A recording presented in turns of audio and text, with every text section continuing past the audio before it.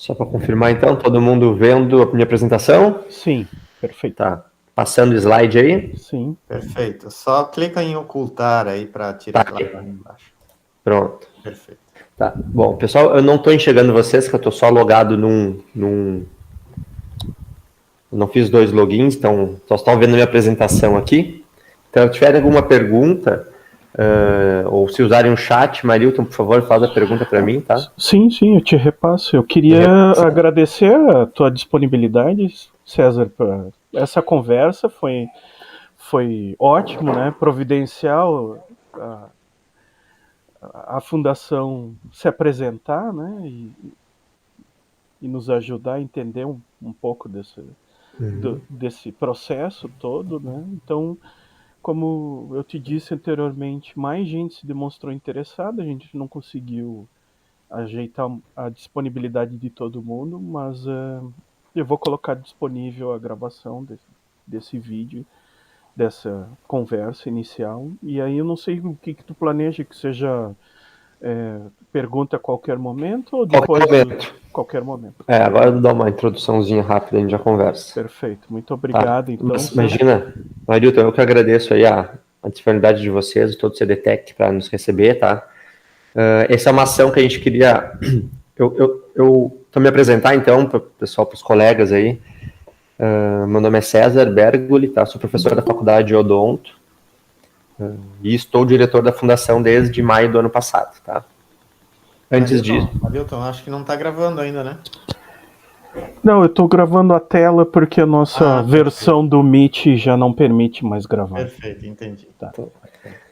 Bom, pessoal, então eu estou diretor da Fundação desde o ano passado. A gente queria ter iniciado essa ação que a gente tem planejamos internamente dentro da Fundação, junto com a gestão aqui da UFPEL, fazer essas conversas com as unidades acadêmicas, tá? Para divulgar as ações da Fundação e também para mostrar aos professores as possibilidades que a Fundação tem em auxiliar os seus projetos. A nossa Fundação hoje é uma das que menos executa projetos, se a gente comparar mesmo com a FAURGS, que é da FURG, ou com a FATEC de Santa Maria, ou obviamente a FAURGS lá de Porto Alegre. A gente administra hoje em torno de 55 projetos e as outras fundações administram mais de 100, mais de 200 projetos. Então, nossos professores, eles usam pouco a fundação. Muita gente sabe, devido talvez a um histórico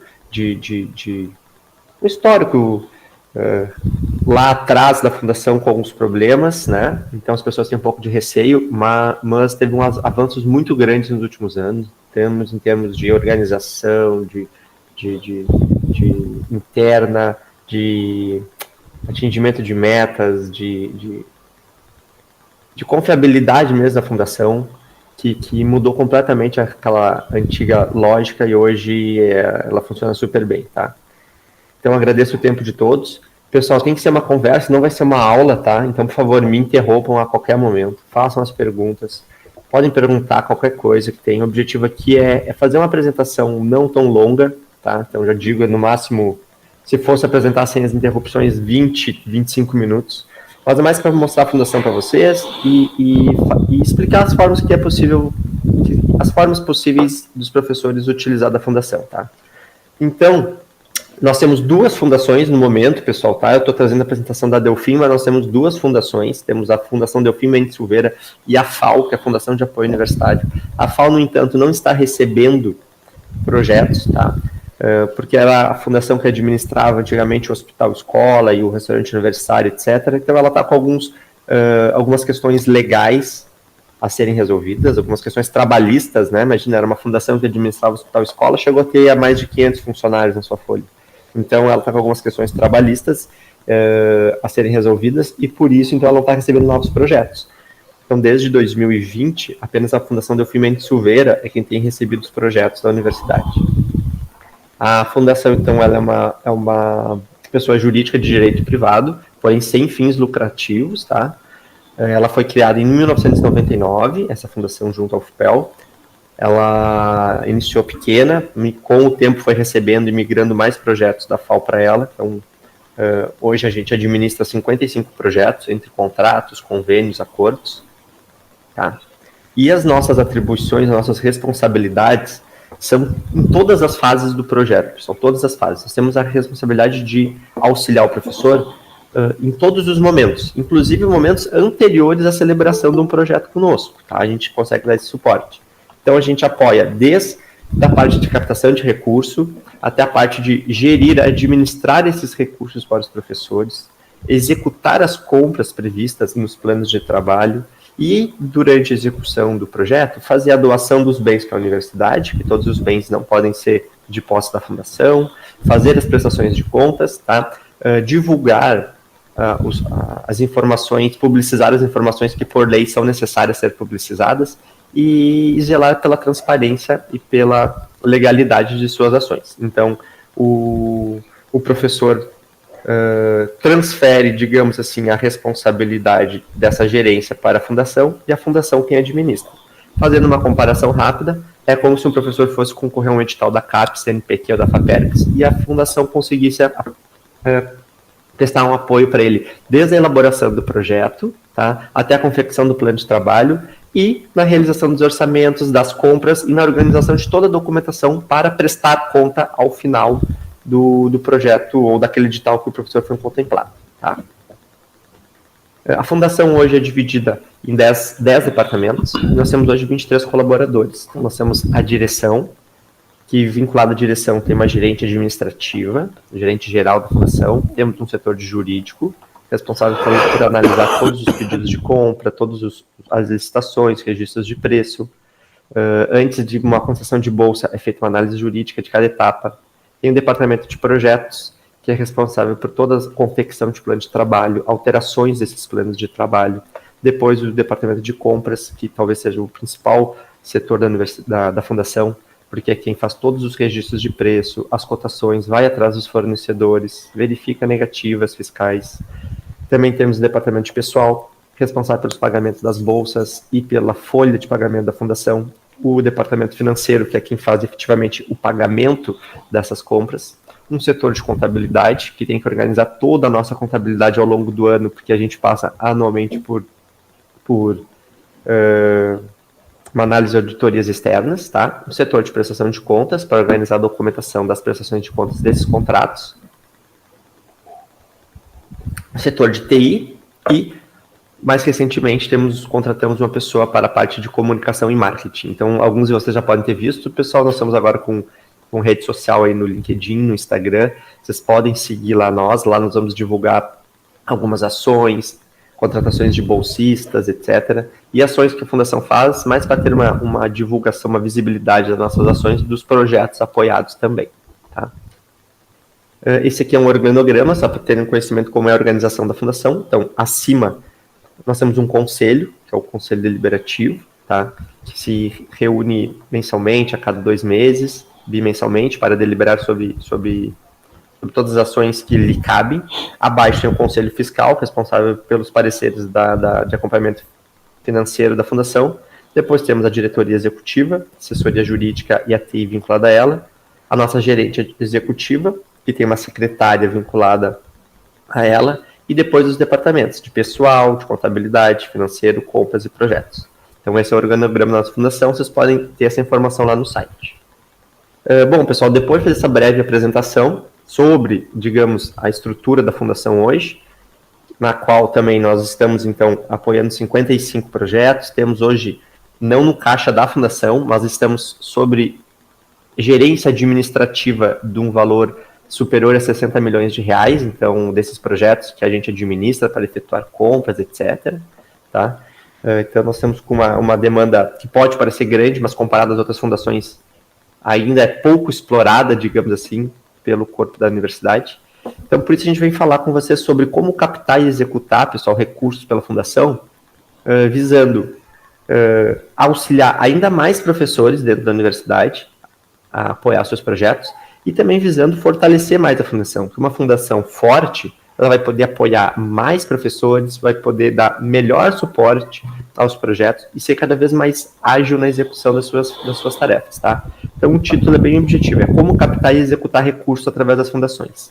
Antes de a gente falar sobre isso, uma pergunta que a gente tem que se fazer, e às vezes as pessoas fazem, César, por que executar esse recurso através das fundações? Qual a necessidade de ter a fundação? Eu preciso ter uma fundação? E, pessoal, já é meio que entendimento, tanto da própria universidade, quanto dos docentes e das fundações, que não tem como a universidade trabalhar sem uma fundação. Por quê? Os motivos que a fundação existe, ou os motivos que a gente tem que captar, que o pesquisador vai captar e executar recursos pela fundação, basicamente a gente podemos dividir em 3. Primeiro, um caráter técnico, tá? Vocês sabem que toda a questão orçamentária da universidade trabalha com planejamento, o PELOA, né, um planejamento orçamentário para o ano seguinte. Então, se a universidade colocar no seu planejamento, que eu acho que o PELOA se encerra em setembro ou outubro do ano corrente, a universidade manda para o governo quanto que ela pretende ter de orçamento para o próximo ano. Durante um período, esse PELOA podia ser aumentado. A universidade podia falar, eu chutar qualquer valor, eu planejo captar de recursos extras orçamentários 50 milhões de reais. Hoje não é mais possível fazer isso. A universidade tem que colocar um valor mais real. E qualquer valor extra que venha por algum motivo ser captado por um pesquisador, se ele passar esse laço orçamentário que a universidade falou, que a universidade determinou, o governo manda menos recurso discricionário no outro ano. Tá? Ou às vezes até estoura o orçamento do ano e não tem nem como executar o recurso. Então, digamos, se hoje qualquer um de vocês conseguir um edital de 10 milhões de reais baterem lá na porta do Denis, que é o superintendente orçamentário lá na SOR, falar, Denis, consegui 10 milhões de reais, como é que eu faço para receber esse recurso? O Denis vai falar para vocês, infelizmente, não tem como você receber esse recurso. Tenta receber esse recurso o ano que vem, que daí eu coloco no PELOA do ano que vem. E é uma resposta, não tem como dessa resposta para um pesquisador, né? Não tem cabimento. Então as fundações surgiram muito com essa função, devido à ausência de laço orçamentário, possibilitar então esse pesquisador que consegue essa receita extra, receber seu recurso e executá-lo. Tá? E também outro motivo técnico de captar, o porquê de captar pela fundação, é devido à universidade não poder abrir CNPJs filiais. Isso foi dito pela TRA. Então, se qualquer projeto que tenha que vender produtos, ele precisa de um CNPJ filial, CNPJ vinculado, né, à conta da fundação para ele poder vender. Se o professor quiser fazer um projeto por dentro da UFPEL e pedir para abrir um CNPJ filial para receber os recursos das suas vendas, a universidade não consegue fazer isso. Então, esse é o motivo técnico. O motivo administrativo é a carência de servidores dentro da universidade, né, que não acompanhou o crescimento da universidade, da UFPEL.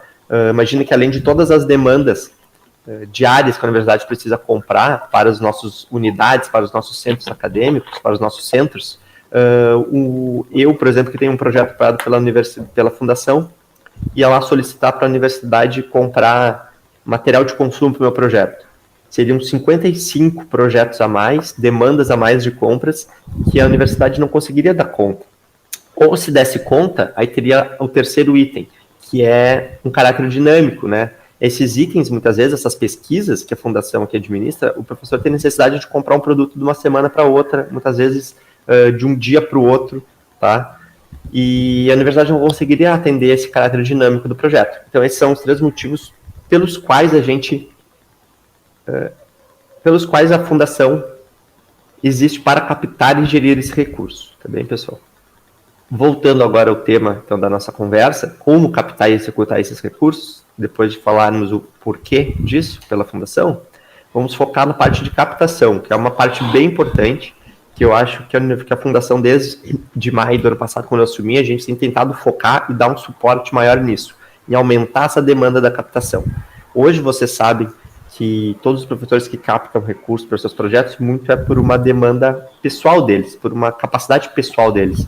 O professor tem um contato com uma empresa, o professor concorre a um edital, muitas vezes sozinho, sem nem informar a instituição, e não tem um apoio institucional para isso. A gente, além de fazer essa explicação hoje, a gente quer inverter um pouco essa lógica, e a fundação quer assumir o protagonismo em auxiliar o professor nisso.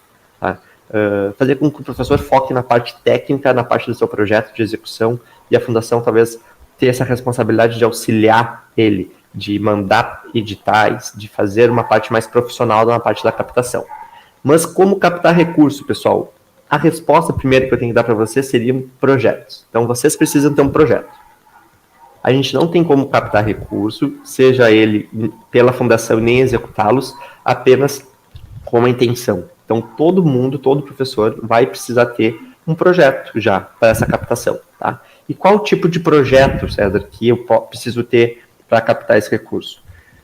Vou falar de todas as possibilidades de projeto. O primeiro, e é o principal, são os projetos de extensão. Projetos de extensão. Eu posso captar recurso via projeto de extensão? Posso sim.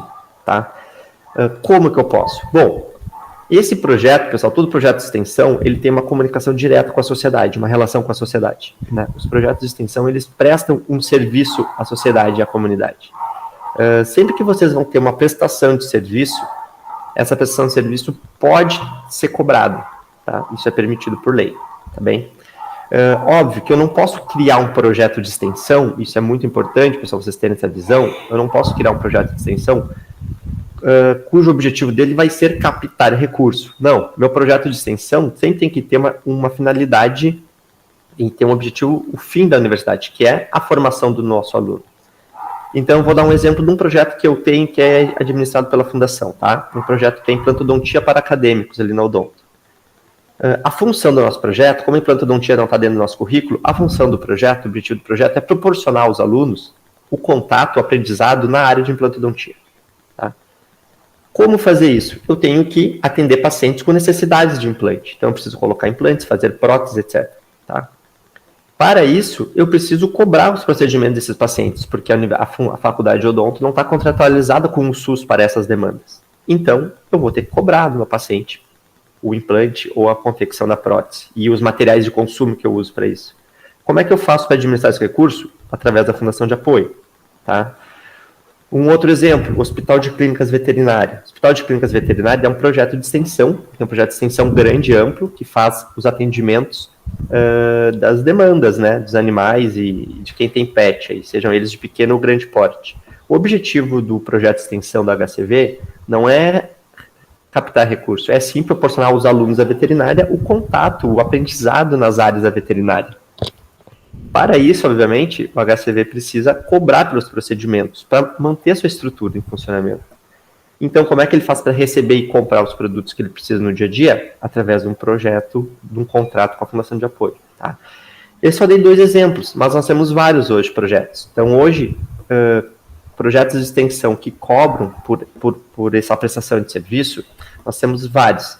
O Hospital de Clínicas Veterinárias, o Etiquetagem, que é um projeto do professor Antônio César Batista, que é do LINSE, né, que presta serviços de laudos de eficiência energética. Obviamente que a função do projeto não é simplesmente dar laudos, tem todos os alunos de graduação, de pós-graduação vinculados que prestam e aprendem com isso, tá? E a partir desse serviço prestado, desse recurso captado, o professor pode pagar bolsa para esses alunos.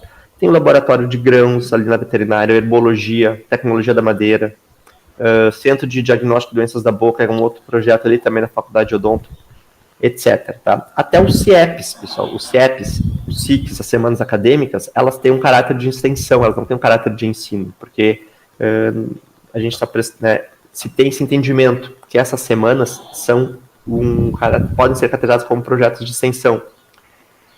Então, por isso, elas podem também ser cobradas. Então, qualquer evento que vocês queiram organizar, qualquer atividade de curso, de palestra que vocês queiram organizar, pode ser feito um projeto de extensão para captar recurso para organizar aquela palestra, tá? Aquele evento, e esse recurso é administrado pela Fundação de Apoio. Tá? O Linho FIPEL, que é um que vários de nós já conhecem, já tem inclusive produtos, também foi feito dessa maneira. É um projeto de extensão cuja atividade fim é proporcionar aos alunos ali, acho que é do design, executar ações nessa área, né, desenhar, ser criativos em relação a isso, e para isso eles têm que ter alguns computadores, licenças, etc. E para isso, então, se cobra a venda desses produtos para manter o projeto de extensão em funcionamento. Então, o objetivo do projeto nunca é a cobrança, sempre é a atividade fim da universidade, que é o ensino. Tá?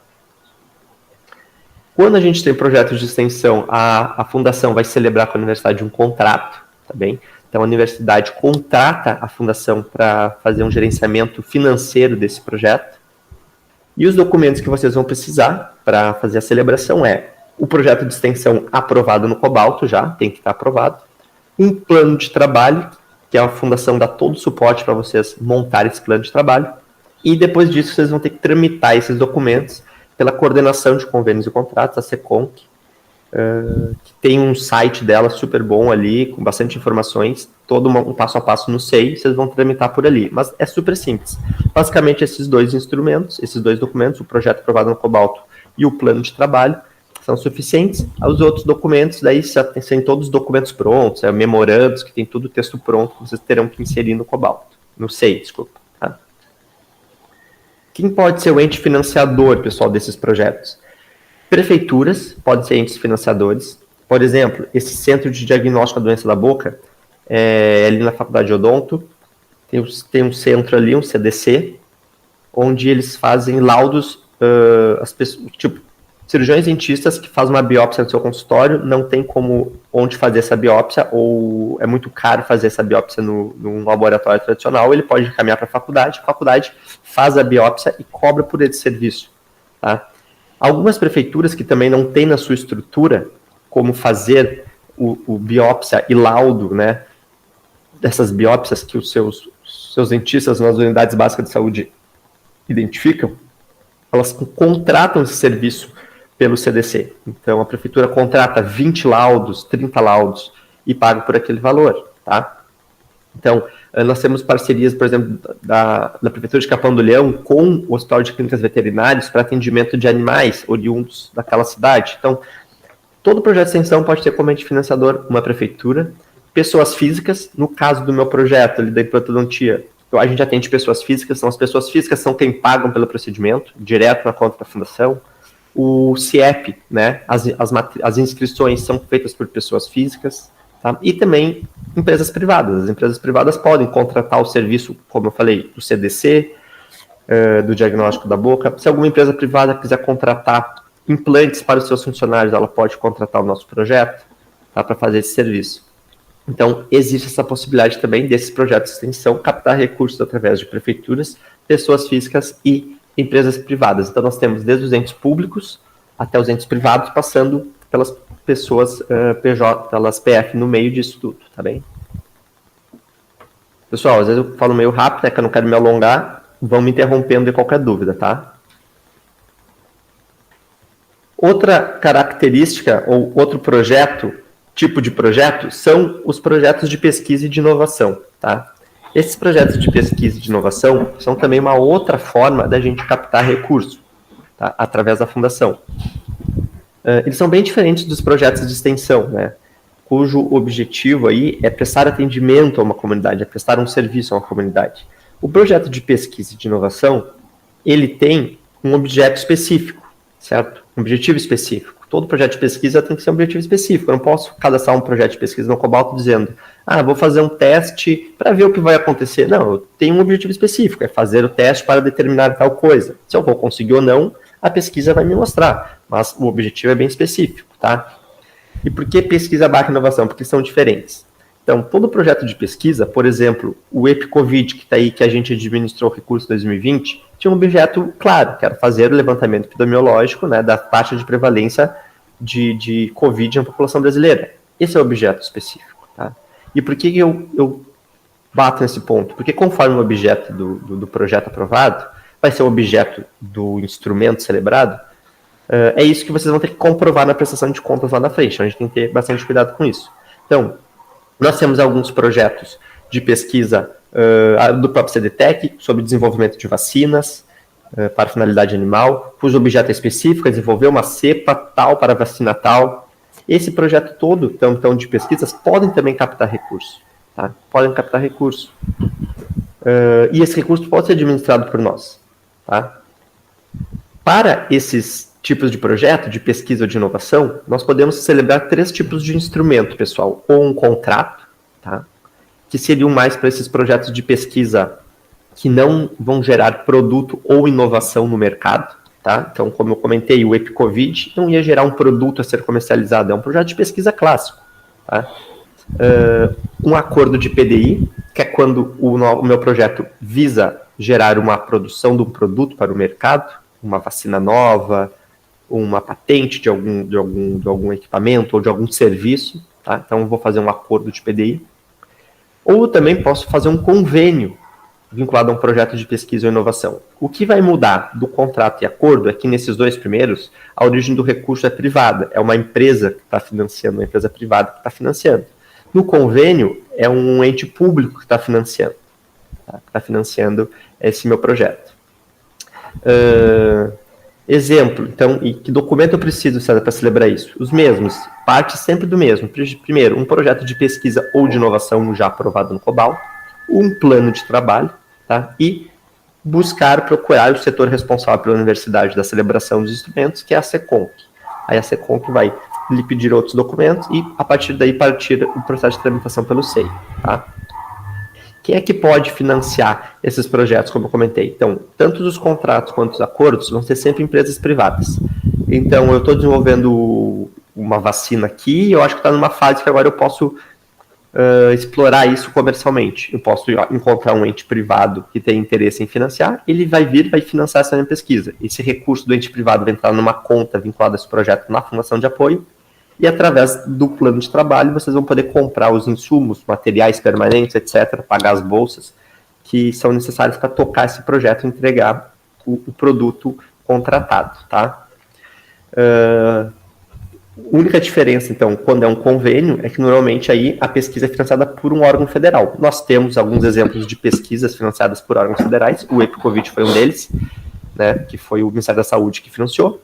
O outro que foi financiado, a gente tem o professor Ávila, da FAEM, tem uma pesquisa também financiada pelo MAPA, Ministério da Agricultura, e um professor Ebert, não sei se ele é do CDTEC ou do CENG agora, mas ele também tem uma pesquisa, também não é inovação, financiada pelo MAPA. Então, nós podemos sim ter pesquisas financiadas pelos órgãos públicos, tá? Aí não é edital, nesses 3 casos que eu citei, o dinheiro vem direto do Ministério, não são editais, então se celebra um convênio, tá?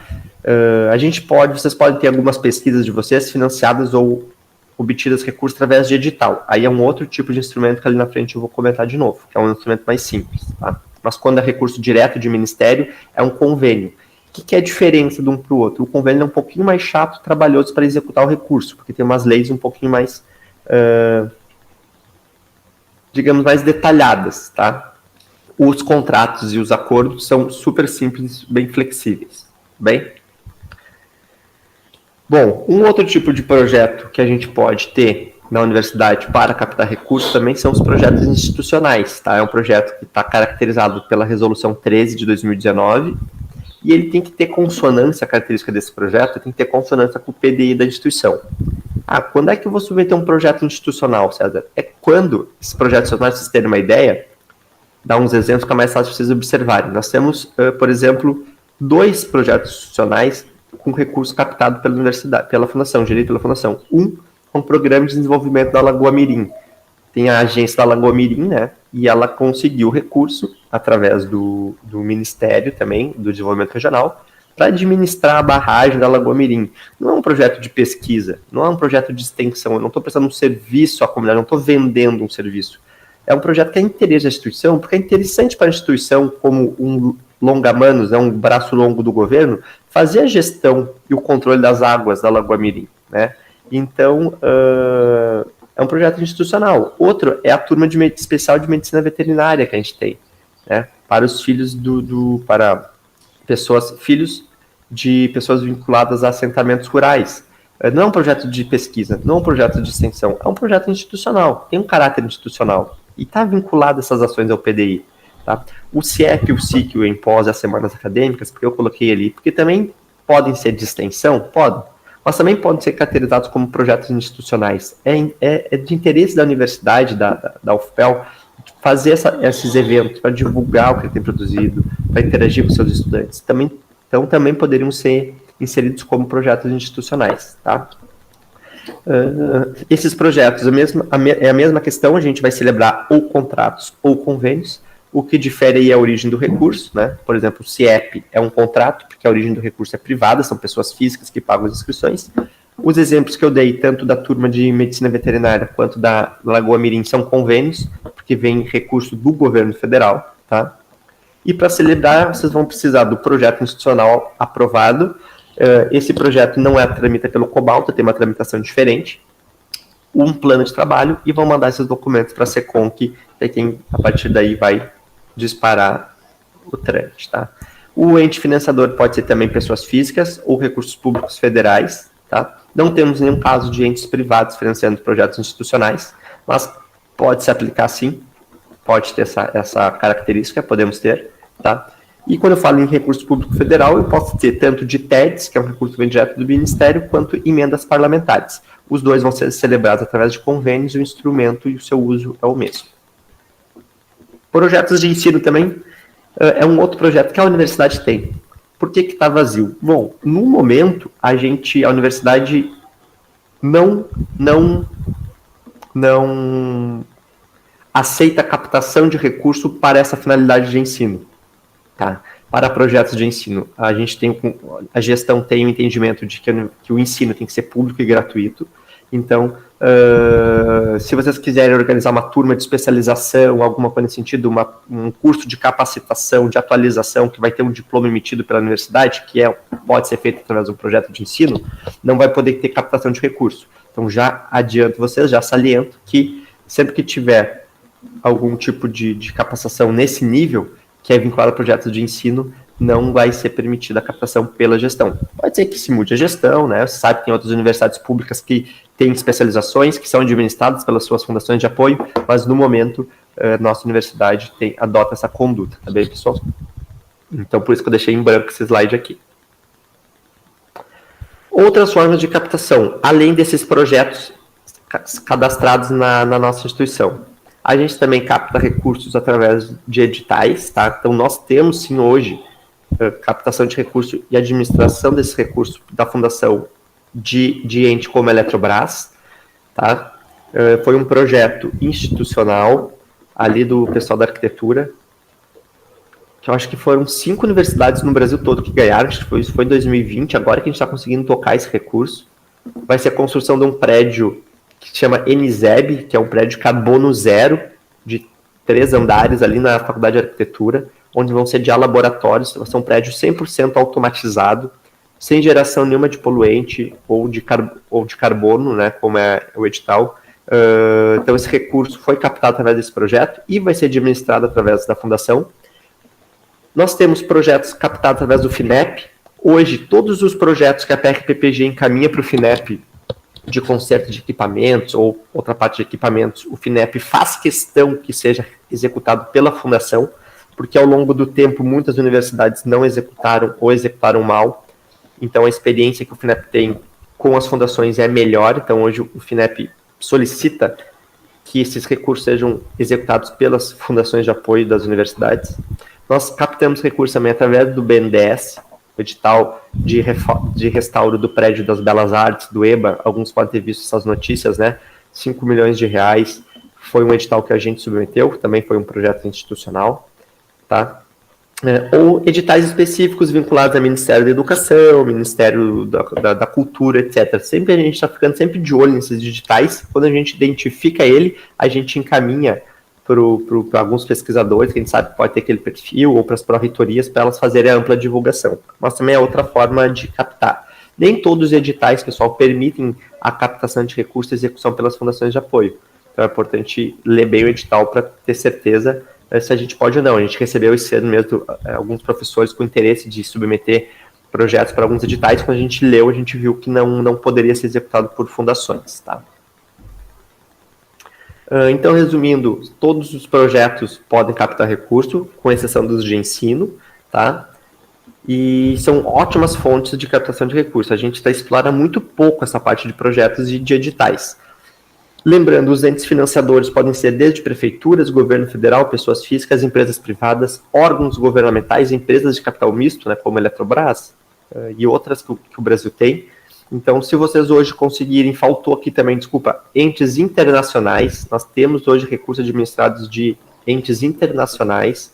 A Agência Internacional de Energia Atômica financia uma pesquisa da universidade, e a Universidade de Surrey, na Inglaterra, também financia uma pesquisa, do professor de do CDTEC, né, professor Alan. Então, se vocês concorrerem a algum edital internacional, ou se vocês tiverem algum contato com algum ente financiador internacional, é possível, sim, captar esse recurso e gerir ele pela fundação, tá?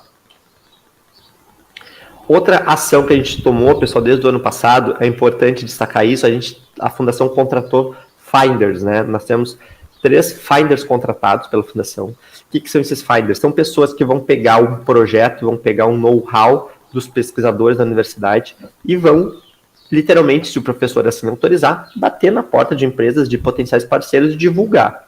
Então, digamos, professor Odir, permita-me usar o seu nome, tá? Digamos que o professor Odir, a gente sabe que ele tem uma experiência, uma expertise muito grande numa área de desenvolvimento, tá? E a gente entende, e o professor, assim como o professor Odir também entende, que as pesquisas dele têm potencial de captar recursos ou de interagir com a iniciativa privada.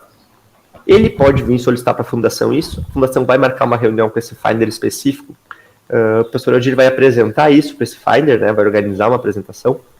Esse Finder vai pegar essas informações e vai ir atrás dos contatos que ele tem para tentar captar recurso, né, para essa finalidade, para essa pesquisa. Porque muitas vezes o professor não tem o tempo para ir atrás do parceiro, o professor não tem o contato para ir atrás do parceiro. Então, isso que eu falei lá no início da apresentação, é uma ação que a gente está tentando profissionalizar dentro da universidade. O professor fica responsável por fazer a pesquisa apenas. Tá? E não por ficar indo atrás, vendendo o seu produto, muitas vezes não tem tempo. A gente, além da nossa pesquisa, a gente tem todas as ações acadêmicas de ensino, muitas vezes administrativas. E essa parte do contato, a gente buscou profissionalizar através desses Finders. Então, já deixo aqui. Se vocês acham, pessoal, que vocês têm algum projeto, alguma linha que tem capacidade de interagir, que teria como captar recurso, nos procurem, que a gente marca uma reunião com essas pessoas e elas vão fazer essa divulgação das linhas de pesquisa de vocês, tá? Alguma dúvida até essa fase aqui, na parte de captação de recursos, que depois nós vamos entrar numa partezinha mais na parte da execução. Deixa eu sair aqui rapidinho. Não, César, não apareceu nenhuma dúvida. E vocês aqui, tudo tranquilo? Tudo tranquilo. Marilton, nenhuma dúvida tua também? Não, por enquanto não. Então tá. Então vamos seguir.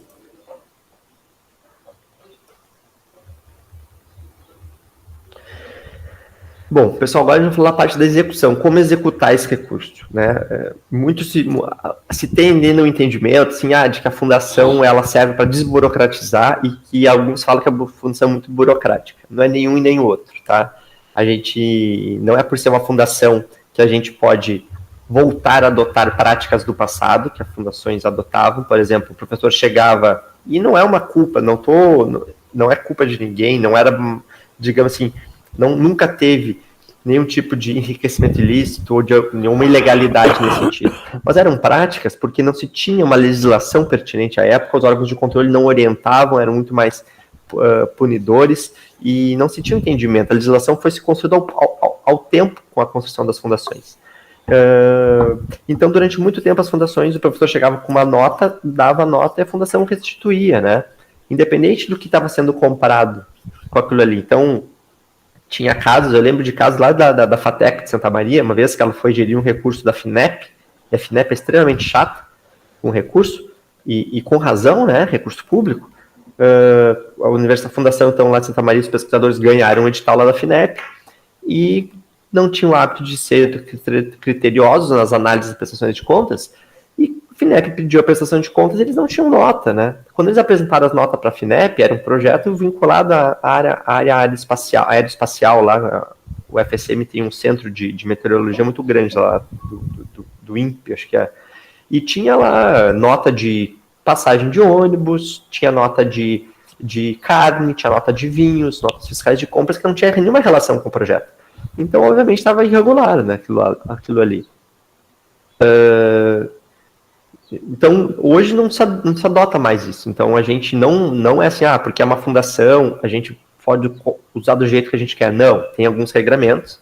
O que é a diferença para o setor público, né, depois eu vou falar ali qual que é o conceito de utilização, é que a gente, por administrar, talvez menos, um orçamento menor que a universidade, ou ser mais capacitados, né, para essas partes de compras, assim, ou por ser uma empresa privada, a gente é muito mais ágil. Então, a gente busca ser muito, muito mais ágil. A gente tem registro de preço de mais de uma centena de itens. Então, se, por exemplo, hoje vocês tiverem a aprovação de um projeto, vocês precisam comprar, talvez, vamos pensar uma que vocês usam bastante, o pessoal do CDTEC um reagente X, eu tenho quase certeza que nós vamos ter esse reagente já com registro de preço feito. Ou seja, se você solicitar a compra desse reagente, a gente não vai precisar fazer um novo registro de preço ou uma cotação. Isso já vai estar feito. A gente já vai só pegar o vencedor desse registro de preço e falar, quero que vocês me entreguem esse produto semana que vem, ou amanhã, se for uma empresa aqui de Pelotas, etc. Ele muitas vezes se consegue de um dia para o outro. Tá? Então a gente tem algumas flexibilidades. Né? Os professores têm um cartão de crédito até R$2.000 para utilização emergencial, segue a mesma lógica da utilização do cartão de crédito que alguns setores da universidade têm. Então, tu está fazendo uma pesquisa, quebrou o reagente, tem um reagente só, caiu no chão, teu orientado deixou cair, quebrou, e tu precisa daquele reagente, tu pode, numa loja, comprar o reagente.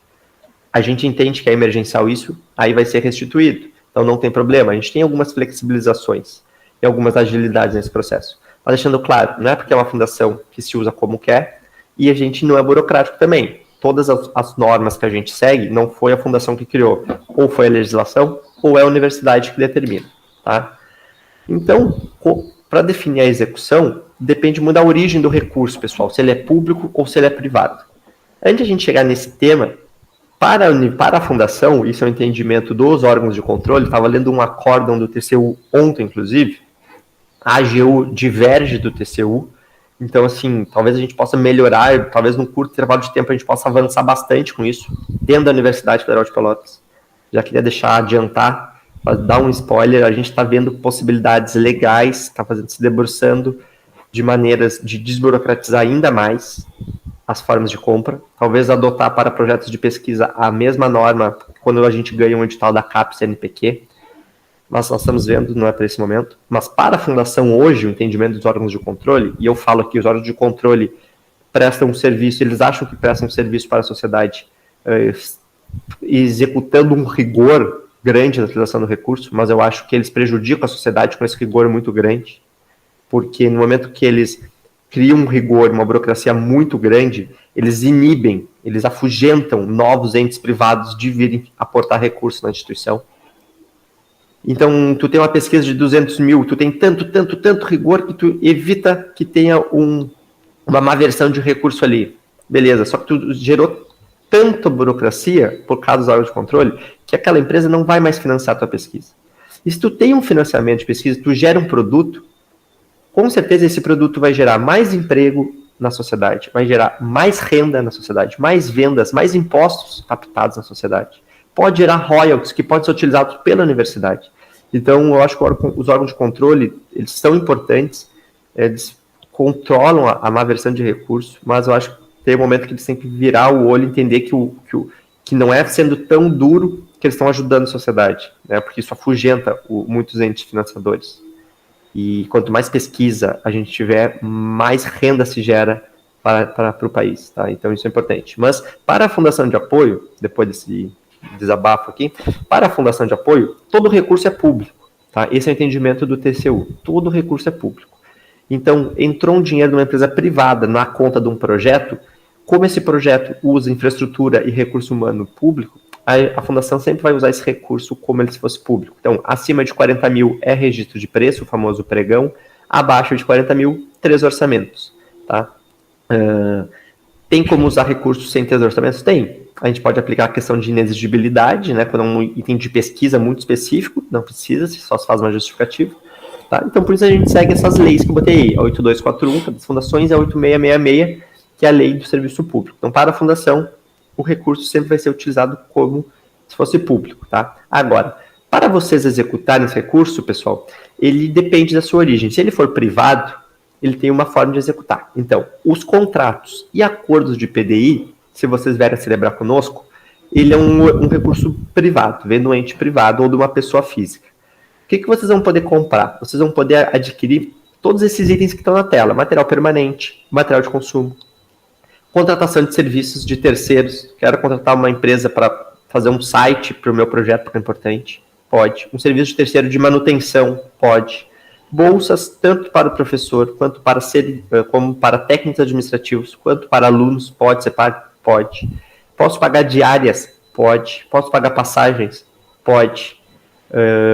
E posso fazer obras. Quais são as obras? A lei das fundações, ela restringe as obras a laboratórios. Então, eu não posso fazer um prédio, por exemplo, fundação, que vai ser utilizado para a sala de aula, tá? Eu só posso fazer obras que tem eu não posso, por exemplo, pegar um recurso e fazer o restaurante universitário, o RU, ou fazer um centro de eventos, não posso. Mas a fundação só pode fazer obras que estão vinculadas à pesquisa, então posso fazer laboratórios, tá? De pesquisa ou de extensão, mas laboratórios, tá? Isso pode ser construído pela fundação. Então, esses são todos os itens que vocês podem adquirir através da Fundação de Apoio. Como que eu vou adquirir? Esses itens têm que estar previstos no plano de trabalho de vocês, tá? Lá no início da celebração. Quando o recurso é privado, pessoal, tá? Quando o recurso... Mas se não tiver também, pode-se fazer os ajustes desse plano de trabalho. Quando o recurso é privado, é muito mais simples, que eu falei que é bem diferente. Vocês podem colocar no plano de trabalho de vocês apenas o elemento da despesa. Então, no momento que vai celebrar lá o contrato com uma empresa X, eu pretendo comprar equipamentos, pretendo ter material de consumo e pretendo pagar bolsa. Vai ter esses 3 itens só no plano de trabalho de vocês, tá? Tendo esses 3 itens, ao longo da execução do projeto, vocês vão pedindo para a fundação, olha, dentro daquele material permanente, eu quero comprar agora uma centrífuga, agora eu quero comprar um vibrador, agora eu quero comprar um microscópio. Beleza, vocês não precisam prever qual item vocês vão comprar. Vocês podem prever apenas o elemento grande. Isso é muito bom, a gente evoluiu nisso. A fundação não trabalhava com isso, tá? A gente conseguiu implementar essa regra para as origens de recurso privado. Flexibiliza muito, vai diminuir muito a utilização do plano de trabalho, tá? Bolsa também, a bolsa só no plano de trabalho já tem que dizer quem vai receber e o valor, mas qualquer ajuste pode ser feito. Então a gente trabalha só com o elemento de despesa, que é muito mais ágil para a execução do recurso, tá, pessoal? Da iniciativa privada, quando vem um recurso ou de pessoa física ou privada, é muito mais fácil para vocês adquirirem isso. Vocês vão fazer alterações de plano de trabalho apenas assim, se vocês previram que era 100 mil para permanente e 100 mil para consumo, e tu quer comprar um equipamento que é de 150 mil, aí tu faz uma alteração de plano de trabalho, tá? Ah, quero tirar 50 mil do consumo e botar lá no permanente, porque eu quero comprar um equipamento que é mais caro do que eu previ.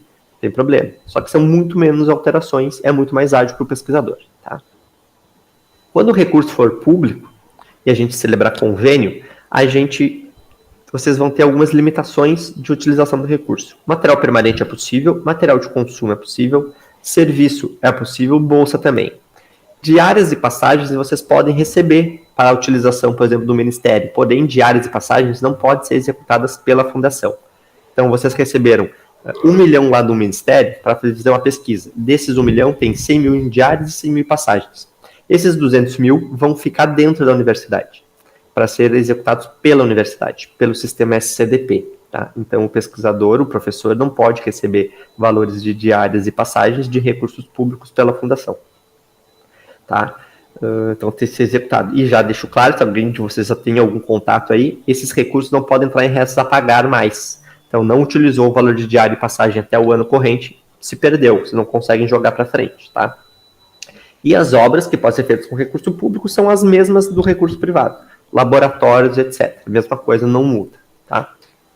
A diferença é que no plano de trabalho, para celebrar um convênio, além do elemento de despesa, vocês vão ter que ter o subelemento também. Eu já adianto para vocês que a gente está trabalhando muito junto com a universidade para mudar isso. Eu acho que a gente vai conseguir mudar. Saíram agora algumas pareceres da AGU, algum acórdão que eu falei do TCU, talvez a gente vai conseguir implementar uma mudança. Tudo vai ser contrato, vai ficar muito mais ágil. Mas nesse momento vocês teriam que prever o subelemento também. Então, dentro do material permanente, o professor Marilton ganhou um dinheiro público, tá, Marilton? Me permite usar teu nome. E ele pretende comprar uma mesa e uma cadeira e computador, tá? Se por algum motivo lá, ele botou 10 mil para cada item, ele não pode comprar nenhum item diferente daquele. Se ele quiser comprar um material permanente diferente do que ele previu, ele vai ter que fazer uma alteração de plano de trabalho. Ou se o valor dentro daquele subelemento, ele passou o que ele pretende comprar, tem que fazer uma alteração. Então, para convênio, é um pouco mais burocrático, porque a gente tem que trabalhar com subelemento. Então, o pesquisador tem que se organizar muito bem antes de receber esse recurso, para não depois ficar dependendo a todo momento fazer alterações de plano de trabalho. É meio... tem uma lógica, essa lógica dos convênios se aplica muito bem a obras grandes, tipo relacionamento do governo federal com prefeituras, com estados, para fazer obras grandes, mas se aplica a mesma regra hoje para fazer uma pesquisa. Então, um professor que ganha um recurso do Ministério para fazer uma pesquisa, ele é submetido às mesmas regras para fazer uma obra, uma escola, uma estrada, não tem cabimento. A pesquisa tem que ser muito mais ágil. E nisso, então, a legislação hoje engessa. Mas nós estamos vendo forma de flexibilizar isso, tá? Essa imagem é só para ter um cuidado, independente da origem do recurso, pessoal, tá? É importante que todas as compras de vocês tenham relação com o projeto, com o objeto. Então, se eu aprovei um projeto que a intenção é fazer uma vacina, eu não posso pedir para comprar uma motocicleta, não posso pedir para pagar uma passagem para Disney, não posso pedir para comprar um coffee break, né? Não é um evento. Então, tem que ter sempre o gasto com relação com o objeto apoiado. Tem que estar previsto no plano de trabalho, né? Ou seja, se não tiver previsto no plano de trabalho, eu posso alterar o meu plano de trabalho, deixando claro isso. Não significa que eu não posso comprar, mas tem que fazer uma alteração, tá? E eu só posso comprar dentro da vigência dos instrumentos, tá? Então, tomar cuidado para ter um planejamento, para nos últimos 2, 3 meses não sair comprando um monte de material permanente. Então, a Fundação hoje já faz esse controle. Se é recurso público via TED, os TEDs já vêm com regramento sobre isso. Se é recurso de edital, a Fundação faz esse controle. A gente tem feito esse controle para vocês. A gente tem falado, professores, tu previu que nos primeiros 6 meses comprar tais equipamentos. Já estamos no 7º mês, o senhor não comprou. Por quê? Vamos comprar, vamos usar esse recurso. Tá? Então a gente faz esse controle, faz essa cobrança para ajudar vocês na execução do projeto. Porque é nosso interesse também que se atinja o objeto pactuado para que a prestação de contas seja aceita. Tá? Vocês, como pesquisadores, como vocês fariam para contratar e comprar isso? Tudo passa pelo coordenador, pessoal. Tá? O coordenador sempre vai fazer a compra. Tá? Então, ele que vai mandar um memorando aqui para a Fundação pedindo para contratar o bolsista, pedindo para pagar diária, para comprar o que for, para fazer um serviço. Sempre parte pelo coordenador. A gente tem um portal do coordenador, é tudo eletrônico, vocês não precisam imprimir papel nenhum, assinar nada em papel, escanear e mandar nada. É tudo dentro desse portal do coordenador que se chama SAGE. Ali vocês vão colocar as informações necessárias para a compra, para o pagamento, etc. Tá? Nessa solicitação ela é bem simples, só precisa ter qual que é a relação com a meta, que vai estar previsto no plano de trabalho, onde que é para entregar aquele produto, se for uma bolsa, quem que vai receber, a justificativa, normalmente para a execução da meta tal. Tá? Nós temos textos prontos também para padrão, para ajudá-los nisso. E vocês preenchendo isso, vai gerar essa ficha aqui no SAGE. A partir dessa ficha, o setor de projetos vai verificar se aquele pedido tem saldo na rubrica, se tem relação com o objeto, análises rápidas, tá? Depois de fazer essa análise, o setor de projetos vai encaminhar o pedido de vocês ou para o compras, departamento de compras, que é para fazer a registro de preço ou a licitação, para o departamento de pessoal, se for uma bolsa, ou para o departamento financeiro, se for pagamento de diárias e passagens, tá? Então, esse aqui é um fluxograma. Então, aqui em cima começa o recebimento, vocês fazem a requisição, o setor de projetos avalia isso, se tem saldo, se tem relação com o objeto. Tá tudo certo? Aqui veio no sim, tá? E já encaminha para aquisição de compras, contratação de bolsistas ou pagamento das diárias. Se não tiver tudo certo, a gente faz as adequações e volta de novo para o setor de projetos. Então, se vocês mandarem hoje pelo SAGE um pedido do pagamento de uma bolsa, ou seja lá o que for, o setor de projetos no outro dia já está analisando e no outro dia já está encaminhando para o outro departamento que vai efetivar a compra. Tá? Necessitando fazer ajustes, é só mandar por e-mail, solicito o ajuste do plano de trabalho tal, a Fundação dá todo o suporte para vocês, orienta vocês como fazer o texto, como elaborar, como justificar, tá? E porque toda alteração de plano de trabalho é uma mudança de instrumento, então tem que passar pela SECONC ali, a SECONC tem que aprovar, dar um parecer, dizendo se está de acordo ou não, né? A reitora aprova esse parecer. Hoje, pelo SEI, se faz alteração, sempre é assim, é após o recebimento do serviço ou do produto. No entanto, em alguns casos, pessoal, a gente pode fazer pagamentos antecipados. Como? Vou fazer uma importação e o fornecedor internacional só não aceita pagamento depois, só aceita pagamento antecipado. Se for bem justificado, a gente pode fazer pagamento antecipado, problema nenhum. Se eu pagar antecipado, eu vou ter um desconto muito grande. Então, eu posso fazer um pagamento antecipado. Tá? Mas, normalmente, os fornecedores já estão acostumados a trabalhar e o pagamento da nota é feito após a entrega do produto ou após a entrega do serviço. O departamento financeiro, conforme vai fazer esses pagamentos, vai fazendo todo um controle do saldo. Mensalmente, ele manda para o coordenador um controle. Olha, esse mês entrou tanto, esse mês o senhor gastou tanto, você tem tanto em cada rubrica, para o coordenador ficar ciente dos seus gastos, né, e ter um melhor planejamento para executar a pesquisa, tá? E ao final do projeto, o coordenador vai poder, o departamento financeiro já vai deixar a prestação de contas pronta, tá? Sobre bolsas, sempre que a gente fizer o pedido de bolsas, né, o setor de projetos vai só verificar se tem valor da rubrica necessária e vai mandar aquela solicitação de pagamento de bolsas para o setor de RH. Então, digamos que o Marilton, de novo, pediu o pagamento de bolsa para ele, né? Ele pode receber. Então, e no valor X. O setor de RH vai verificar a titulação do professor, se o valor da bolsa está condizente com a titulação, se o valor da bolsa está condizente com a carga horária que ele desempenha naquele projeto, tá? E vai dar um ok. Todas as assinaturas para o pagamento de bolsa são online também, através das plataformas ClickSign, que a gente adota aqui, não tem nenhuma assinatura em papel, e começa a receber a bolsa. Tá? Quem define o regramento de quem pode ou não pode receber bolsa é a resolução 58/2021 da UFPEL. Então ali tem bem explicado esse pagamento da bolsa. Tem que ser bolsas para ensino, pesquisa ou extensão. Tá? O pessoal não pode pagar bolsa para atividades administrativas. Quero uma secretária para o meu projeto, vou pagar uma bolsa para ela. Não pode. Tem que ser outra modalidade de contratação. Então é só para realmente executar ações de ensino, pesquisa e extensão. Todo mundo pode receber, professor, aluno, pós-doc, tá? Pode receber bolsa, professores aposentados também podem receber bolsas, alunos ou professores de outras instituições, desde que cadastrados no Cobalto, naquele projeto, podem receber bolsa também, tá? São passíveis. Todas essas explicações estão na resolução 58/2021 da UFPEL. Essa é a nossa execução. Tem adotado uma rotina prática, porque tudo é informatizado, tá? Qualquer dúvida de pedir de o que eu posso e o que eu não posso comprar, conversa com a gente que a gente orienta vocês, os setores responsáveis vão orientar. Todos esses cuidados são para que a gente tenha legalidade e transparência na execução do recurso, para que nenhuma compra seja glosada ou que nenhuma prestação de conta seja reprovada, porque tanto o coordenador quanto a fundação é quem tem a responsabilidade para a execução correta desse recurso. Tá? E principalmente executando bem o recurso para no final o objeto seja atingido, seja a pesquisa, seja o serviço para a comunidade. Tá? O objetivo é sempre unir, é sempre estar junto com a universidade. Essa nossa relação nunca é uma relação, não deve ser uma relação, e não tem sido nos últimos anos, a gente tem aprimorado isso, não tem sido uma relação de, vamos lá, a universidade só me barra, ou a universidade olha para a fundação e sempre pensa que a fundação quer fazer uma coisa errada. Não. Vamos aprimorar para que a fundação possa ajudar mais pesquisadores e a universidade não seja mais uma entrave dentro da realização dessas pesquisas. Tá? Essa é a apresentação, pessoal. Fico aberto aí a dúvidas de vocês. Falei um pouquinho rápido demais, mas era que o objetivo aqui é mais ouvir vocês. Tá? Me estendi um pouco, deu quase 50 minutos.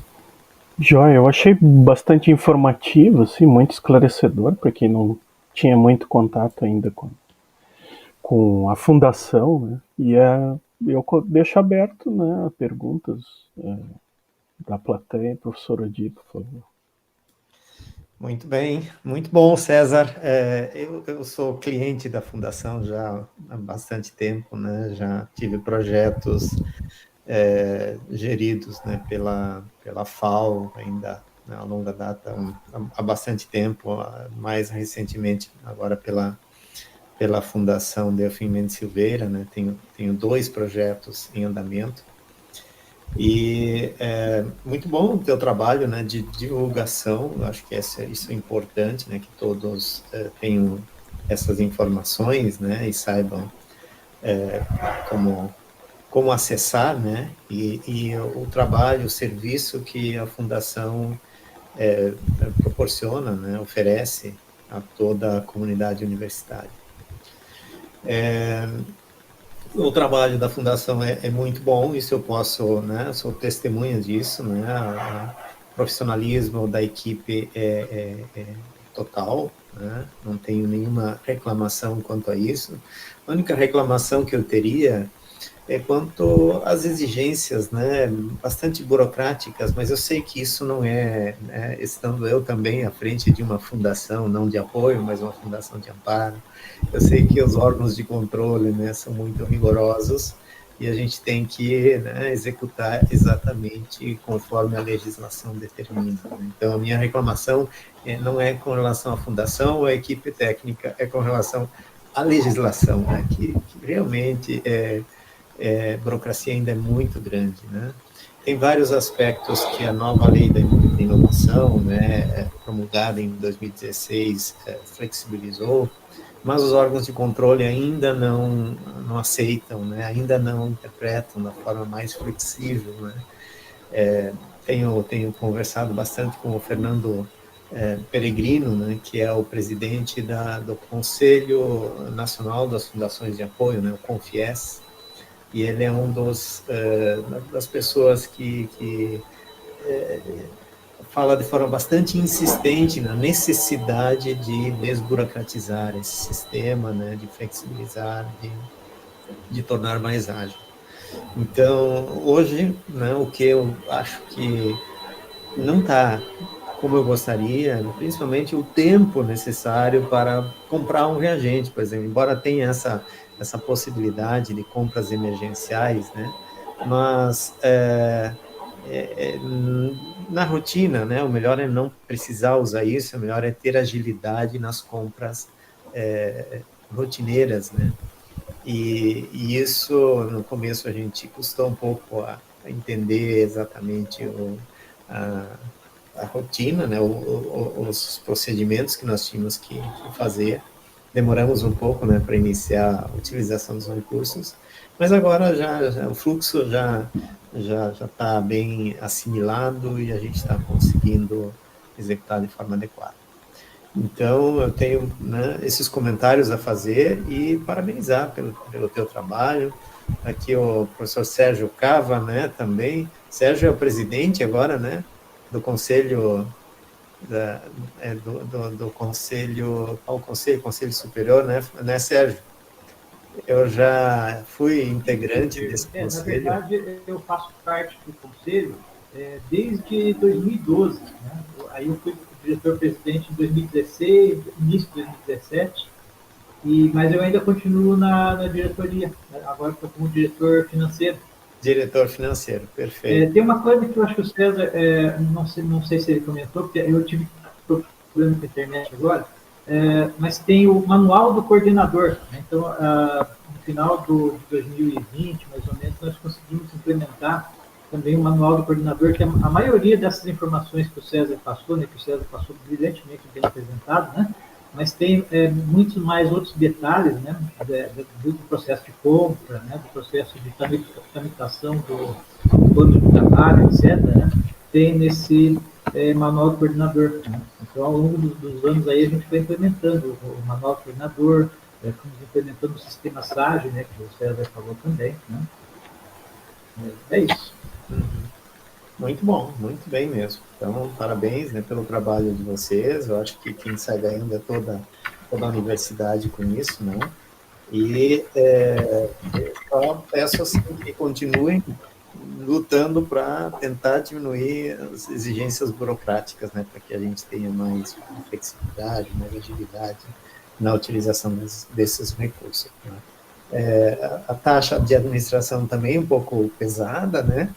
Já foi bem menos no passado, mas eu entendo, né, que a fundação é privada, né, então ela precisa gerar renda, né, para se sustentar. Então, entendo também essa necessidade. Na verdade, Odir, só complementando, essas taxas de administração é a própria universidade que tem regras, né? Então, essas regras são da universidade. Né? A fundação apenas segue as regras da universidade. Né? Não, eu sei, mas elas foram estabelecidas justamente pensando na sustentabilidade da fundação, né, e na necessidade que a fundação tem de gerar receita para se autossustentar, né? Então, no passado, essa taxa de administração já era 5%, né? Hoje é bem mais do que isso. Então, né? É isso aí, as despesas são para manutenção da fundação, né, eu diria. Lá em 2019, a gente trabalhava, segundo a portaria, acho que era 7,5% até 9%, porque a fundação em 2019 tinha 6 funcionários, então tinha um custo muito baixo de folha de manutenção. Hoje, com 23, esse custo aumentou. Então a despesa é proporcional a essa portaria que a universidade determina todo ano, é proporcional às despesas da fundação e à quantidade de recursos que a gente prevê captar. Então, se a gente tiver pouco projeto e uma despesa alta, o valor da taxa da despesa operacional aumenta, né? Então, quanto mais recursos a gente captar, quanto mais dinheiro estiver entrando, menor poderão ser as despesas operacionais. Talvez a gente consiga retomar a um patamar aí de 7,5, 8, que eu considero mais justo também. Hoje está na casa de 12, que eu acho salgado. Salgado. Lembrando, editais, se der 5%, né? Ali alguém perguntou já, Daniele. Qual é o valor da taxa hoje? Daniele, tem uma portaria, tá? Depois eu encaminho para o Marilton, que tem essa tabela, que ela é conforme o valor do projeto captado, tá? Hoje ela gira em torno de 12 a 13% do valor captado, tá? Esse valor. Se for um edital, o edital restringir em 5%, que é o que tem acontecido, a gente recebe só 5%. Mas de projetos de extensão, por exemplo, ou esses de pesquisa com entes privados, gira em torno disso, 12%, 13%. Tem negociação sobre esse valor? Tem negociação, tá? Tem negociação. Mas pela portaria da UFPEL gira em torno desse valor. Antes de passar a palavra para o Ulisses e apresentá-lo, né, a Amanda perguntou se os manuais estão na página lá da Fundação, esses manuais que foram mencionados aí. Marilton, eu acabei de colocar no link ali, já o PDF direto para baixar. Joia. Só para aproveitar a oportunidade aqui, eu apresentar a vocês o professor Ulisses, é um professor que ingressou agora em dezembro no CDTEC, ele já tem experiência do IFSU, ele ficou de presidente, diretor do Hub de Inovação de IA, com a licença do professor Ricardo, e a Patrícia da Vé, servidora também nova, ingressou no CDTEC na área de TI semana passada, ou retrasada. Então, professor Ulisses, por favor. Não, a minha dúvida é exatamente nesse sentido do valor ali da participação, né? A gente tem uma empresa que fez uma submissão para a FINEP com a UFPEL, antes do Hub existir, né? Antes do projeto existir. Eu acho que foi direto uma participação com algum professor, acho que talvez o Paulo Ferreira. E a gente tem que receber hoje, estava lá no orçamento, uma bolsa DTI durante 36 meses para a UFPEL. Aí eu fico pensando, como é que a gente faz essa prestação lá para o FINEP depois, já que a gente vai pagar uma taxa, aquela bolsa não vai ser paga no valor que ela está definida no cronograma, no plano orçamentário do projeto. Né? É do DAI, né, Ulisses? Não é do DAI. É o projeto da Freedom com a FINEP, é o edital Indústria 4.0 de 2020. Não, eu acredito que o valor, digamos, eu vou supor, tá? Uma bolsa de R$1.000 durante 36 meses, o valor do projeto todo é 36 mil, tá? Eu sei que não é esse valor, deve ser maior a bolsa. Com certeza o valor a ser recebido pela fundação já deve estar incluído a despesa operacional, entendeu? Talvez a Freedom vai repassar 40 mil, tá? Digamos que é os 36 mais o valor. Se for executado pela fundação. Se não tiver participação da fundação, a empresa paga direto a bolsa para o pesquisador. Não tem necessidade de passar pela fundação. Só se a gente for receber o recurso, tá? Pelo que ele me comentou na prestação de contas de outros projetos que ele teve com a FINEP, ele fez com a Católica dava uma nota fiscal, ele tem que apresentar um comprovante, né? E a ideia dele era passar para o Hub de Inovação, né, que é um projeto registrado, está na fundação, e aí ela entraria ali a grana, seriam 3 mil por 36 meses, 108 mil. A princípio não viria esse valor a mais. Né? Aí essa é a minha preocupação, assim, né, se a FINEP, como é que a FINEP tem feito? Vocês já estão pactuando com a FINEP? Queria saber como é que vocês têm feito isso. Tá. É um caso um pouco excepcional, né? Porque já tem esse projeto, então, aqui do Hub na fundação, né? E seria um recurso da FINEP que entraria nesse contrato, nesse projeto que a gente tem para pagamento dessa bolsa. Se o Hub, o projeto aqui, tem outras necessidades, tem outras fontes de captação de recurso, essa despesa operacional referente a esse valor vai ser sacada dali, dessa outra receita, entendeu? Esse valor talvez vai ser cobrado da despesa. Mas sim, o recibo se se dá, a fundação dá um recibo de que recebeu esse recurso da Freedom normalmente. E a comprovação do pagamento mensal, tem os extratos bancários de pagamento mensal do bolsista também nessa questão, assim. Mas só tem que ver, porque é um caso excepcional, né? É o projeto que a gente já tem e vai entrar um recurso de um ente público, que é a FINEP, nesse projeto, que já está em andamento. Pelo que entendi, ele comentar esse edital da FINEP, esses 2 últimos ou 3 últimos da FINEP, a grana entra toda para a empresa, e a empresa pactua com as ICTs, ele vai pactuar com a FURG, com a UFPEL e com a Católica. E aí, então ele tem que pactuar com as empresas, com as universidades, a empresa tem que pactuar. Então, talvez possa ser executado internamente pela universidade também, mas assim, se entrar na fundação, a princípio, teoricamente, a gente cobraria a despesa operacional dessa renda a mais que vai entrar, né? Mas a gente conseguiria negociar esse valor para não corroer muito o valor da... Sim. Eu andei fazendo as contas, né? Porque em 36 meses, se eu fosse para aplicar a taxa ali, eu tenho uma tabela que eu não sei se é a última, falava em até 15% do valor. Eu mandei ali a última portaria, tá em 13, tá? 15 é o máximo que a fundação pode se ressarcir, tá em 13. Mas lembrando que esse valor vai ser diluído em 3 anos, né, também, né? Sim. Mas aí o que eu digo assim, que aí no final eu perco 5 meses de bolsa. Um valor alto. E eu tenho que botar na prestação de contas lá que alguém vai ter trabalhado 36 meses, né? Sim. Então, essas minhas preocupações, assim. Sim, é mais ou menos isso. Se tu quiser que a fundação administre recurso e pague esse bolsista, a fundação, teoricamente, hoje cobraria 5 meses de bolsa para prestar esse serviço. Então, por isso que sempre nas negociações, né, e com empresa privada, a gente fala assim para o professor, quanto que o senhor vai precisar para essa pesquisa? 500 mil. Então tá, nossa despesa vai ser 50 mil. Então já pede para a empresa 550, entendeu? Ou pede 500 e se organiza para fazer a pesquisa com 450. Então essa... Mas assim, por ser da FINEP, a gente pode discutir sim outros valores de doa, não tem problema nenhum. Nos manda o edital, a gente vê, não vamos deixar de receber por ser 13% é um valor. Recebam, a gente negocia isso, a gente vê. Nossa função aqui é auxiliar os projetos, tá? Não é criar entrave. Ele até comentou que a instrução, que foi em 2020, né? Então sobrou uma grana, eles chamaram os projetos que estavam na lista de espera agora em outubro. E aí ele comentou assim, não, o cara me disse assim, o representante da FINEP, não me interessa se a universidade vai entregar ou não, vocês têm que dar o dinheiro para a universidade, porque vocês ganharam pontos lá na seleção, porque vocês disseram que ia usar a universidade. Então dá teu jeito. Então ele tá nessa assim, eu preciso que tu dê um jeito aí, Ulisses. Eu falei, não, tranquilo, eu vou falar com o pessoal da fundação, vou falar com o pessoal da pró-reitoria e vamos ver por onde é que sai. Mas, vamos agendar uma conversa aí para ver bem especificamente essa questão aí, tá, Ulisses? Pode deixar. Me manda um e-mail aí depois, a gente agenda. Obrigado. Joia, mais alguma pergunta, alguma dúvida, professor César? Uma outra questão que eu tinha que ter em relação com a bolsa, né? Essa bolsa, claro, vem da FINEP, é um valor pré-definido lá pela FINEP, né? Embora eu tenha que enquadrar dentro daquela regulamentação da UFPEL, né? Tem uma regulamentação da UFPEL para bolsas.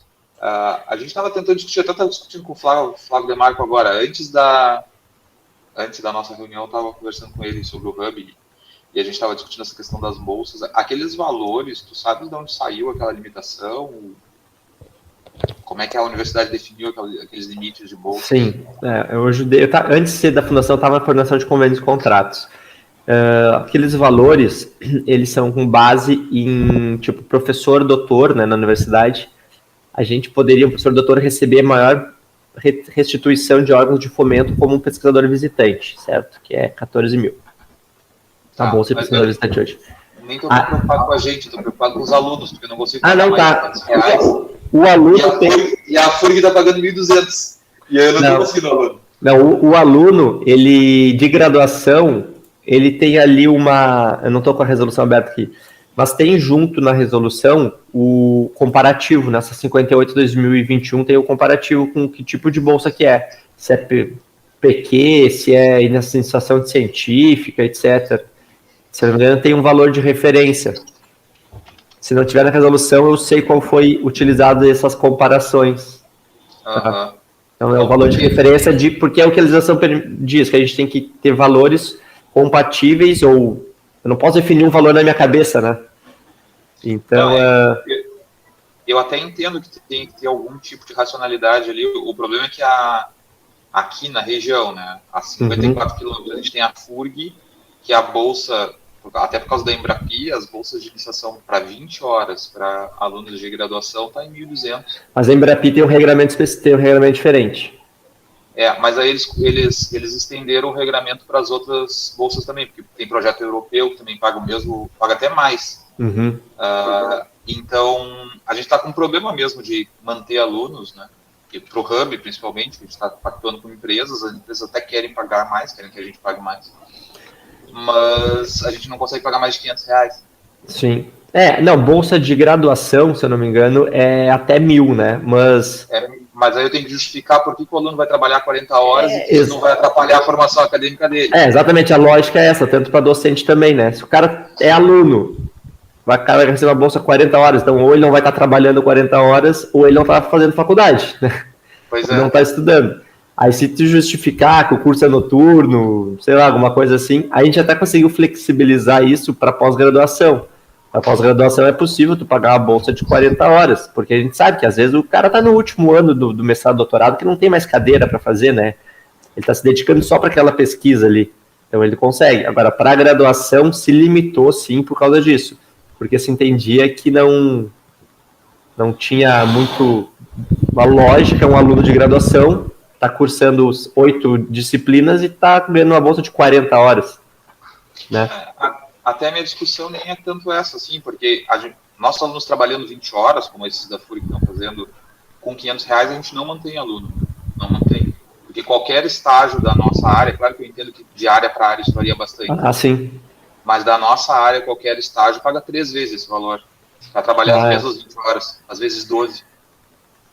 Né? Entendi. Então, acho que tem sido muito problema para manter aluno, muito problema para fixar, e aí quando a gente começa a dar o treinamento que o aluno vai começar a render nos projetos, ele consegue um emprego. Foi o que aconteceu com 3 dos nossos 5 alunos.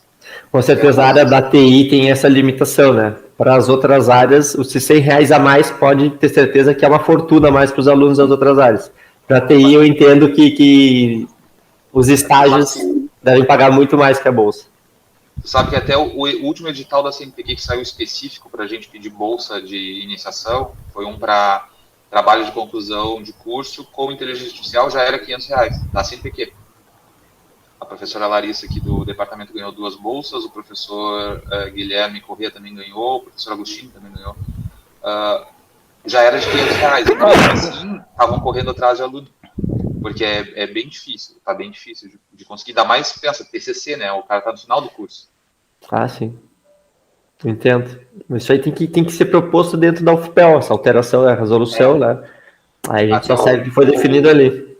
O Flávio, nessa reunião, ele ficou de ver com vocês e com a UFPEL o que poderia ser feito, porque está limitando bastante a atuação do Hub. Dá para se criar uma exceção dentro da resolução para bolsas de TI, não vejo problema nenhum. Desde que estiver regulamentado, problema nenhum. A universidade tem autonomia para essas regras internas dela, tá? Então, não tem problema. Eu acho que alguma exceção já vai ter que ser criada por causa da Embrapi, né? Que a gente tem um polo aqui agora. Já devem ter que criar um puxadinho na resolução. Então, é que daí a gente nem usa a resolução, né? A gente usa o regramento da Embrapi, que já disse. Entendeu? Às vezes tem editais que tem essas questões deixando claro, quando tem um edital, a regra é do edital. O dono do dinheiro que define, tá? Aí esquece as nossas resoluções aqui. Essa nossa resolução são para esses gerais que eu comentei, os projetos gerais que eu comentei. Agora, quando tem um edital, quem define é o dono do recurso. O dono do recurso deixou, não tem problema nenhum. Tá. E nesses contratos com empresa, aí o dono não interessa, o dono do recurso não pode pagar mais. Aí é a resolução da UFPEL. Porque é público, né? Daí a gente tem que definir essas regras. Tá, vamos ter que mudar isso aí. Obrigado, então. Obrigado pelos De nada, Ulisses. Obrigado, ótimas perguntas. Mais alguém? Alguma outra questão? Gostaria de perguntar para o professor César.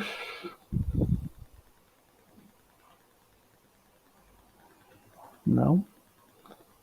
Então, César, não sei se tu queres deixar mais alguma informação. Se Não, queres... só a gente está localizado, muitos não sabem, aqui no prédio da LM, né? Também o prédio onde tem o Cine UFPEL aqui, tá, pessoal?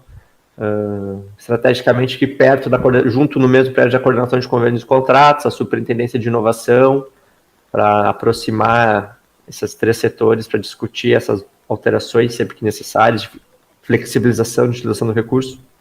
Lobo da Costa 447, esquina com Álvaro Chaves. Então, podem vir aqui nos visitar, se quer trocar uma ideia, chegue aqui, a gente tem sala de reuniões, tá? A gente vai receber vocês, vamos conversar. A nossa intenção é essa, Milton, é aumentar a quantidade de projetos, que os professores utilizem mais a fundação, né? Captem recurso, é possível. Tu sabe, né, Maria, tu sempre teve um receio com a fundação por causa de um passado com algumas questões que as fundações carregaram não muito claras, mas hoje, pessoal, não tem um problema, não tem um receio, pode utilizar de maneira transparente. Por mais que a legislação, como o professor Odir falou, não tenha ajudado muito, a gente tenta fazer o mais ágil possível para compras, tudo, tá? Então é possível sim a gente executar isso de maneira ágil, receber remuneração para serviços extras e a nossa função aqui é apoiar a pesquisa pela universidade. Então, o que vocês tiverem de ideia, podem nos trazer, que a gente vai dar um suporte para vocês. Joia, muito obrigado. Então, César, obrigado pela disponibilidade de passar aqui no CDTEC, obrigado pela presença dos colegas. Em seguida que eu conseguir fazer o upload do vídeo, vou colocar no YouTube lá do CDTEC e dar divulgação do material. Valeu, pessoal. Um bom dia, bom almoço, bom trabalho. Bom dia, até mais. Bom dia, bom trabalho. Obrigado.